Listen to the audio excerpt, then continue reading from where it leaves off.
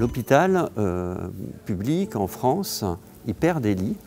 Il a perdu des lits historiquement pour des raisons budgétaires. Il y a eu des fermetures de lits. Mais ce qui est nouveau, c'est que depuis 1 à 2 ans, il perd des lits parce que les personnels soignants s'en vont.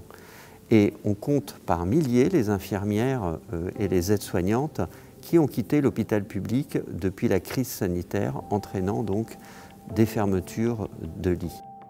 D'emblée, nous avons souhaité entendre les acteurs de terrain, les soignants. Nous avons entendu également les fédérations hospitalières, qu'elles soient publiques, privées, la FEHAP et également Unicancer, pour avoir leur regard en effet sur la situation actuelle. Nous voulons d'abord avoir une connaissance réelle de ce qui se passe sur le terrain. Nous interrogeons bien sûr aussi par des contributions écrites, mais c'est d'abord une vision en effet, qu'est-ce qui se passe au niveau de l'hôpital? Et là, on se rend compte que la situation est vraiment catastrophique. Les soignants nous disent « nous ne comprenons plus ce qu'on nous demande ».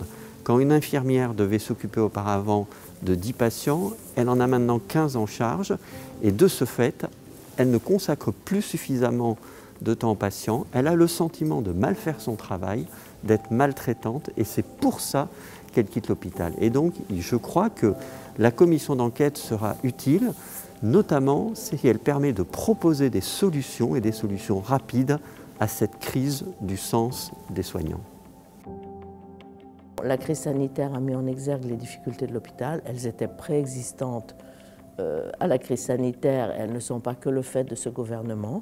Nous allons aussi faire une analyse des lois qui organisent les soins, organisent l'hôpital. C'était notamment la loi HPST de Mme Bachelot. Il y a eu ensuite la loi Touraine, la loi de Mme Buzyn. Nous allons faire tout un bilan, voir ce qui a bien marché, voir ce qui, en revanche, a eu des effets négatifs. Mais la situation préexistait bien avant la crise sanitaire. La commission d'enquête a un avantage, c'est d'abord que symboliquement, elle dit l'importance que l'on attache au sujet. Et par ailleurs, la commission d'enquête, pour les personnes qu'on entend, est aussi un message qui leur est envoyé de l'importance de leur témoignage devant la commission d'enquête.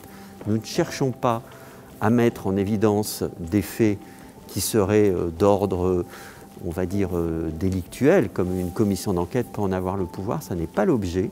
L'objet, là, je crois, c'est vraiment de porter au premier plan la question de l'hôpital et de pouvoir proposer des solutions applicables rapidement.